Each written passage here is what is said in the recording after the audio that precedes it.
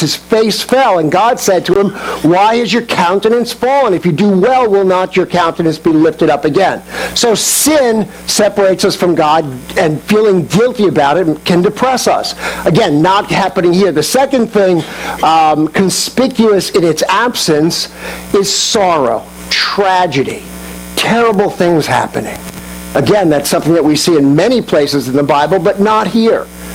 Jeremiah, the weeping prophet, he wrote the book of Lamentations. How'd you like to have that to your credit? This guy was depressed all the time. And he wrote in Lamentations, "My eyes run down with the water because my comforter is far from me, from the destruction of my people." So Jeremiah witnessed the destruction of Jerusalem, and his eyes ran down with water.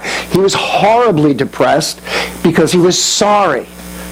So again, the two things conspicuous in their absence are sin and sorrow. Psalm 42, sort of, for lack of a better word, pure depression. So let's move on then. What are the causes? And as you can see from the handout, we're going to look at 3 specific causes and 1 general cause. Not sure that the 3 specific causes are exhaustive, but they're fairly complete.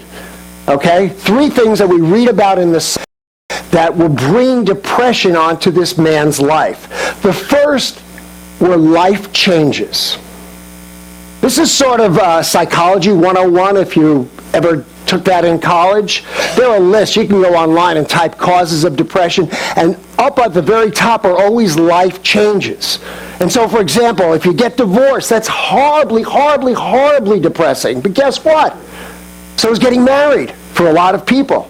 And maybe it's appropriate, I'm not sure, but it's the change. It's the change, right? If you lose your job or you get downsized, you're fired, it's horribly depressing. But so's getting a new job, starting a new job. My point is life changes are where he grew up. I don't think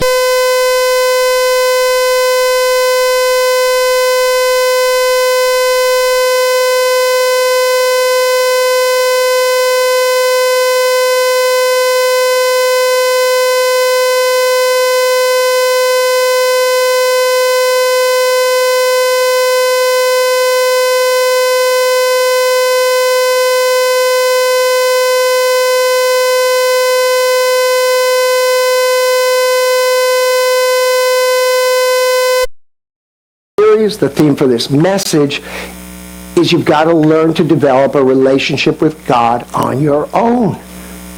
Get your own Christian prayer life, your own Christian thought life. You've got to go through the ups and downs of life with God to know that He's always, always, always, always there. He'll never leave you. He'll never let you down. Ever, ever, ever, ever. Okay, but that's something that comes with time and experience, and it just doesn't happen overnight. So it's easy to feel that God's forsaken you. And let me just throw this out for those of you who do feel that way. Is it possible, if you really believe that God is on the throne, that He's allowing these issues in your life to draw you closer to Him? Okay, so that's the first issue, is life changes. The second issue is a hostile environment. We don't know where this person moved to, but it was clearly not a God-friendly environment, right? Look at verses 9 and 10. "Why do I go mourning because of the oppression of the enemy? As a shattering of my bones, my adversaries revile me, while they say to me all day long, 'Where is your God?'" Hostile environment. And this might surprise some of us, but hostile environments actually occur in 2 basic flavors. And the surprising one is a Christian environment. A strong Christian environment can actually be a cause of dryness. The reason is that growing up with that, or if it's all around you, it's easy to take God for granted.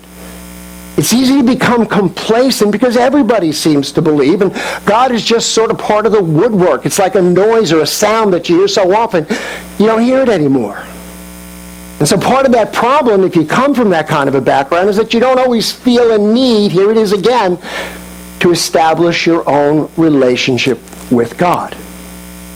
And then, of course, so that's part of a hostile environment. The more obvious one that we all think of when I say that is a liberal, anti-God, skeptical environment, sort of like where we live right now, where if you tell anybody that you're a Christian, they think you're crazy, so half the time you don't even tell anybody. And that can be very stressful. It can be very wearing. But again, neither one, either a strong Christian environment or a liberal, skeptical environment, has to wear you down. What's the answer? You have to develop your own relationship with God. And then the third thing we see in the psalm, the third reason that he's depressed, is physical problems. In verse 3 it says, "My tears have been my food day and night, while they say to me all day long, 'Where is your God?'" He's not eating. My tears have been my food day and night. And so, you read that and it's real easy to sort of ask yourself, well, one of the sort of chicken or the egg things. In other words, is he depressed because of physical problems, or the physical problems, not saying the same thing, causing the depression? What am I trying to say? Is he depressed because of the physical problems, or whatever? You know what I'm saying, right? Okay. But I'll tell you, the Bible is a lot more nuanced, a lot more subtle, a lot more shaded than that. Because think of it, let's be honest, folks. Christians tend to be very moralistic. We've got a checklist. Are you depressed? I'll read my checklist. Have you prayed in faith? Have you confessed all known sin? Have you claimed the promise of God? Have you rebuked the devil? Have you pled the blood? Have you thanked God for all the blessings that you already have? And listen, I'm not saying any of that is wrong, but the attitude is sort of, well, if you push the right buttons, if you do this, and the other thing, everything will be fine. And then the secular approach tends to be very similar, except it's all physical. It's brain chemistry. Take a pill. And then there are some other people who will say, no, it's emotional. You need to talk about it. But again, the Bible is much more shaded, much more complicated than that. God knows. Depression's much more complicated than that. Remember 1 Kings, I mentioned before, 19, Elijah runs from Jezebel out into the desert. He's depressed. God, take my life. He falls asleep, and God sends an angel. And if you read the story, you know that the angel kicks Elijah in the ribs, lifts him up, prays in tongues on him, and commands a spirit of power to come upon him, and rebukes that spirit of depression. Not at all. Okay? The angel, while Elijah is sleeping, cooks him a meal. And then just a gentle touch. Elijah, wake up. You need some food. And it actually happens twice. Elijah wakes up, eats a meal, falls back asleep, wakes up, and the angel does the same thing.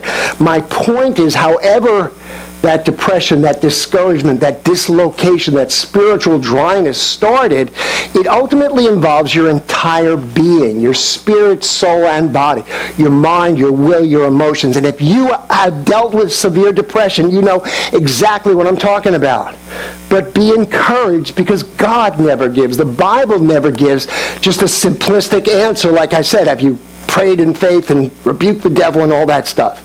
Sometimes you need to do that. Sometimes you need to confess and repent. Sometimes you need to, eat a good meal. Sometimes you do need a pill. Sometimes you need to talk it out. Again, the point is it's multifactorial, and there are a lot of specific causes.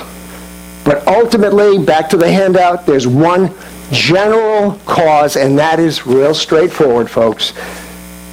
As the song says, people need the Lord. Say, our hearts are restless until they find their rest in Him.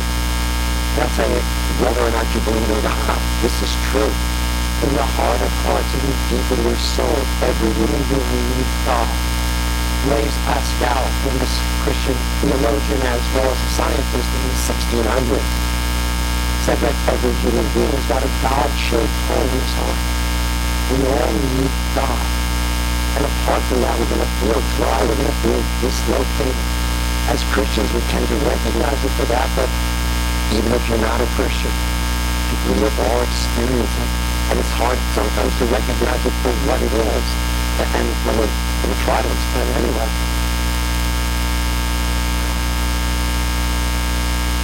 Everybody wants peace, content, satisfaction in life, right?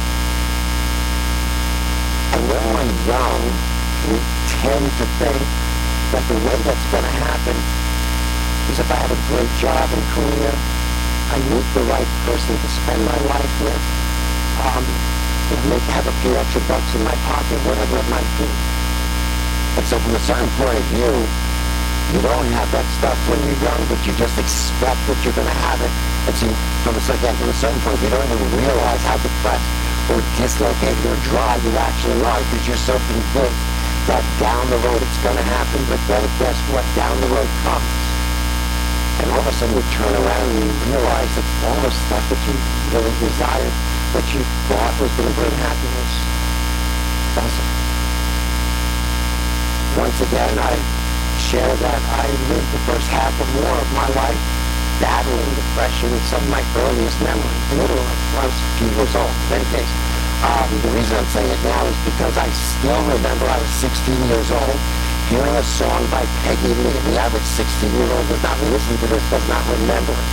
Probably Ed Sullivan with people my age. You know, we had the little TV that was sort of oval, and there was one TV in the house, and we'd all watch it on Sunday night. We'd watch Ed Sullivan. And it was 1969. In any case, Peggy Lee sang a song called Is That All There Is? And she sort of chanted the stanzas and sang the refrain, and I suspect that old Peggy Lee was probably more depressed than I was. In any case, I Google, I can hear the lyrics. I sort of vaguely remember it, but here are some of the lyrics. I'm not going to read all of the three stanzas. When I was 12 years old, my daddy took me to a circus, the greatest show on earth. There were clowns and elephants and dancing bears, and a beautiful lady in pink tights flew high above our heads. And as I sat there watching, I had the feeling that something was missing. I don't know what.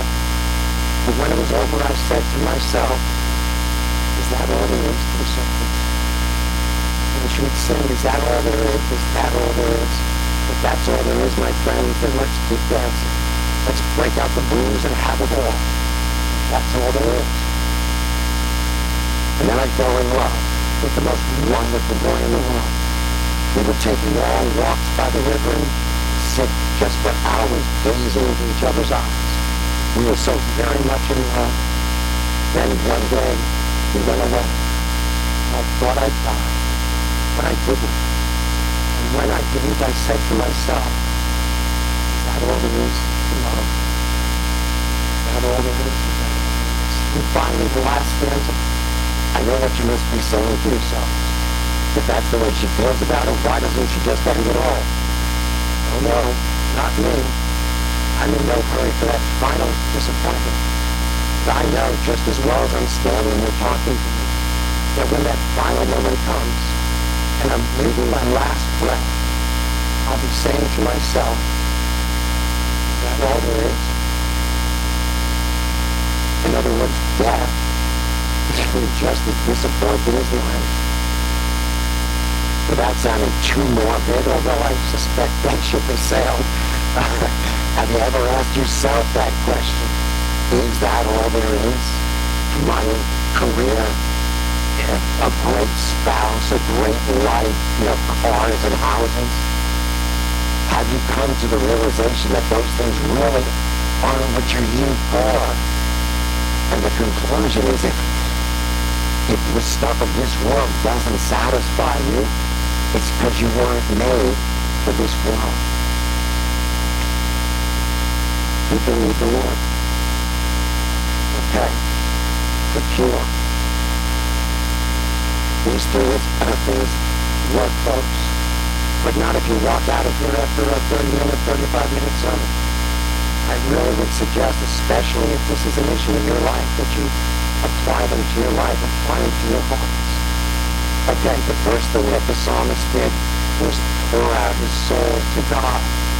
These things I remember, and I pour out my soul within me. And so the author of the psalm is really going through this horrible dryness, this horrible depression. God isn't real to him, and yet how does he respond? With intense, sustained prayer. This is so important. It might be the most important issue of the whole day. Okay, if you don't feel like praying, pray anyway. If God doesn't seem real, tell him he doesn't seem real. Right? And listen, if God doesn't seem real, you don't go to him. What could be a month or several months of a problem or a week or a day can turn into years. Okay, if you're angry at God, go to God and tell him you're angry. If you're prayerless, pray about it. If he doesn't seem real, tell him about that unreality. Second thing, talk to myself about my hopes. And this is a twofer, so to speak. Okay, talk to myself about my hopes. Talk to myself. Okay, let me read verse 11 first. Why are you in despair, O my soul? And why have you become disturbed within me? Hope in God, for I shall yet praise him, the hope of my countenance and my God. Talk to yourself.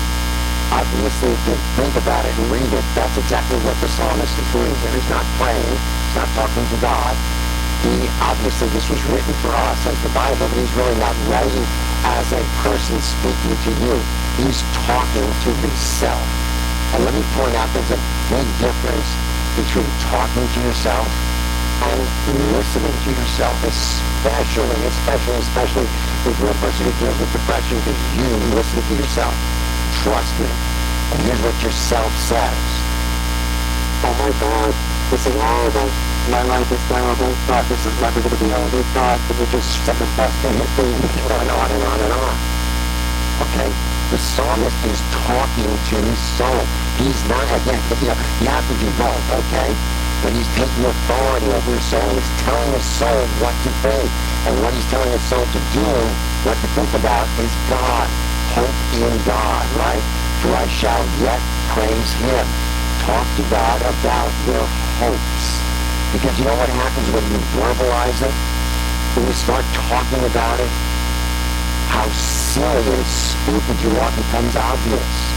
Okay, but just in the back of your mind, it's sort of this smoldering idea that, gee, I just wish if I just had a better job or a better spouse or more money or this problem or that problem. And when you start talking about it, when you talk to God about your hopes, all of a sudden how ridiculous it is. Back to the previous point, people need the Lord. I'm not here for this world. Really, money's not going to ultimately make me happy. A job, a spouse, I'm not against any of it. Don't misunderstand me. But all of a sudden, when you start talking about it, wait a minute, God, do I really think that a career change is what I really, really need? Right? When you start talking about it, you realize, God, my hope isn't can't. It can't be in those things. It's got to be in you. Talk to yourself about your hopes. Hope in God. So I will again praise him. And finally, meditate on God's love.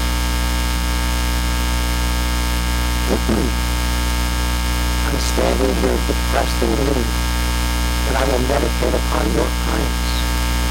Day by day, the Lord also pours out his steadfast love upon me.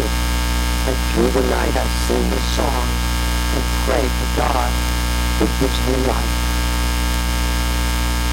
The psalm is 11 verses long, and as you go through it, you realize the psalmist is basically healing himself. He's getting better and better. And here's the thing, as an Old Testament believer, the psalmist, he healed himself by meditating on the love of God, but in a certain point of view, that's sort of inexplicable.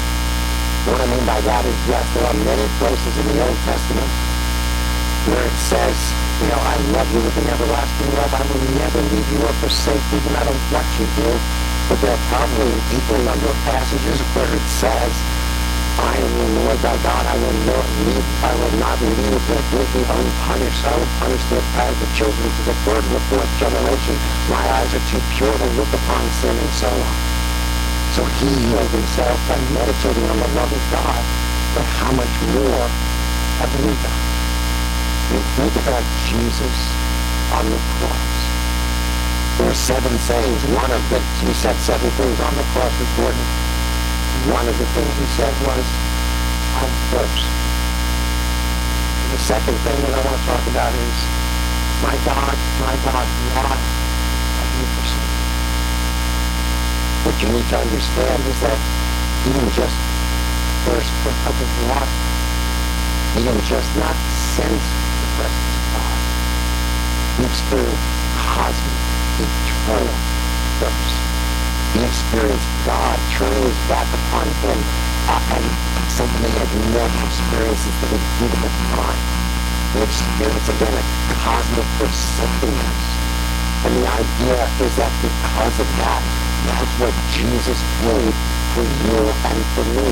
And when you think about that, when you meditate upon that, when you let that sink into your heart, you realize that, yeah, I'm going to go through dry periods of my life. I'm going to go through times when I'm not going to sense the presence of God. And because of what Jesus did on the cross, I will never, ever, ever be forsaken, and I will never, ever, ever truly thirst for God. And if you will let these ideas just sink into your heart, it will be like living water to your soul. But you've got it. And then if the musicians want to come on up, why don't we stand up and we're going to close. I want to pray for you. We're going to pray together, and then we'll worship and conclude.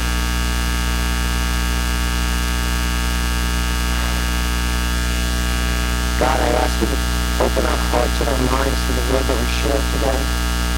God, let them sink deep into our soul. Let them change us, oh Lord. And God, I pray that we're not just going to let this fall to the side, but Lord, we'll think of these ideas and let them really work into our hearts and gaze roots and even months to come. I pray for those who deal with depression now, that you open their hearts and their minds, set them free. And even I pray, I'd like to use this message for your good. In Jesus' name. Let's pray together. Father, thank you for Jesus Christ, who experienced cosmic thirst and eternal separation for me. Lord Jesus, I give you my life. Help me to serve you and follow you all of my days. In Jesus' name. Amen. God bless you and worship.